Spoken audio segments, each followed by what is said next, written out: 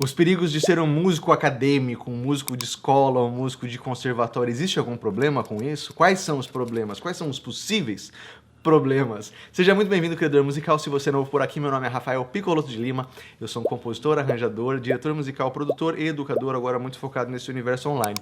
Nesse vídeo de hoje, focando na educação, que é um tema muito querido para mim, e falando justamente sobre esse universo das escolas, das universidades, etc e tal, que é vamos dizer, é um universo que eu conheço muito bem, porque eu passei aí quase 12 anos dentro do universo acadêmico, dei aula em universidade como professor assistente em Miami, fui também professor assistente de algumas aulas no Brasil na Unicamp. Então, vou dizer, uma coisa que eu conheço bem de dentro para fora e posso falar com propriedade. E aí, até complicado a gente criticar, né, o mundo de onde eu venho, mas acho interessante a reflexão aqui. Porque é uma crítica não sobre esse universo, mas os perigos deste universo e das pessoas que trilham somente por este caminho. Eu acho que o universo acadêmico dá muitas possibilidades, ensina muitas coisas, talvez seja o melhor ambiente para se formar justamente, é um ambiente de formação.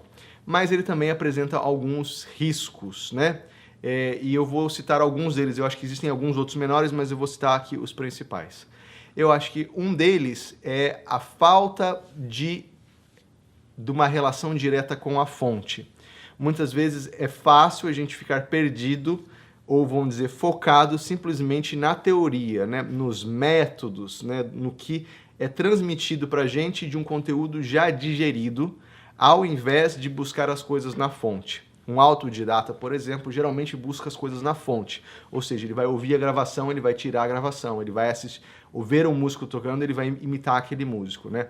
Então ele não tem um conhecimento que é passado para ele já processado e direcionado, sistematizado. Ele vê as coisas e ele reage de uma maneira mais intuitiva, muito mais, às vezes, sensível do que, às vezes, o que pode acontecer no universo acadêmico, onde é passado muito teoria. Faça isso, depois faça isso, essa regra, aquela regra, aquela regra. Então, às vezes, a gente pode engessar as coisas e desconectar com a origem das coisas, né? Mas, dito isso, eu acho que os bons educadores são aqueles que fazem as duas coisas.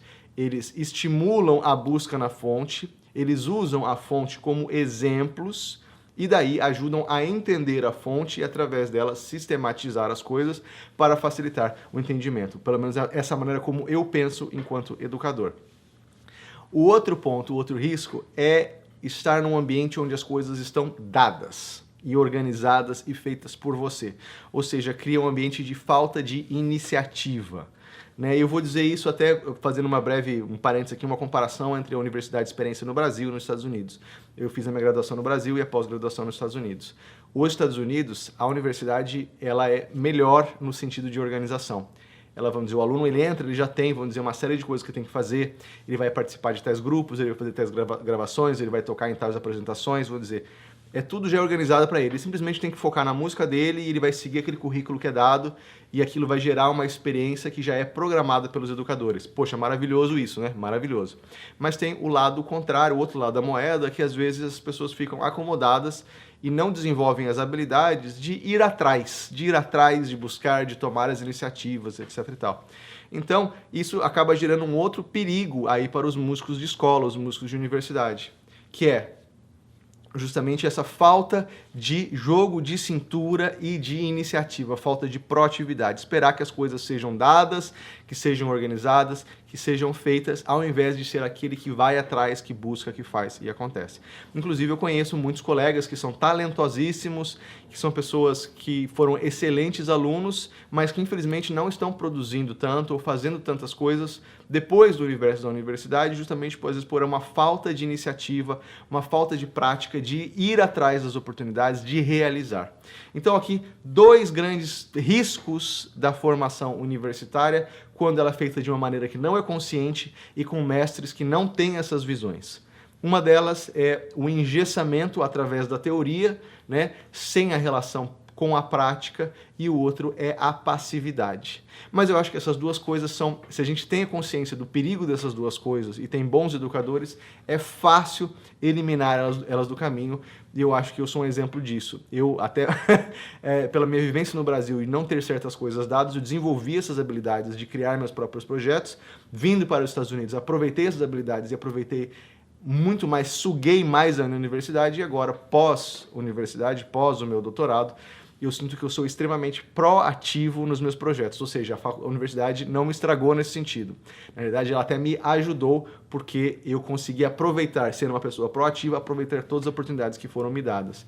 E por outro lado, essa questão da vivência, que eu acho que eu tive bons mestres que me mostraram toda a teoria, mas a teoria através de exemplos práticos, e eu fui uma pessoa que sempre fui também muito ligada com essa questão do fazer, né? De ouvir as gravações, de ir atrás das referências, de produzir, de viver a música, não só no universo da teoria.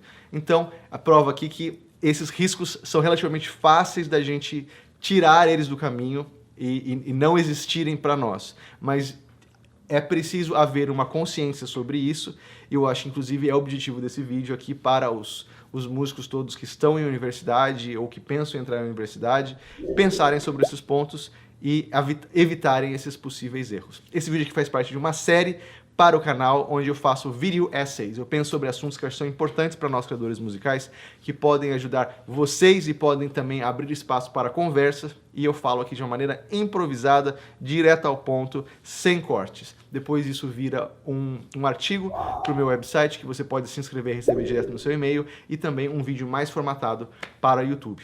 Espero que tenham gostado, a gente se vê num próximo vídeo.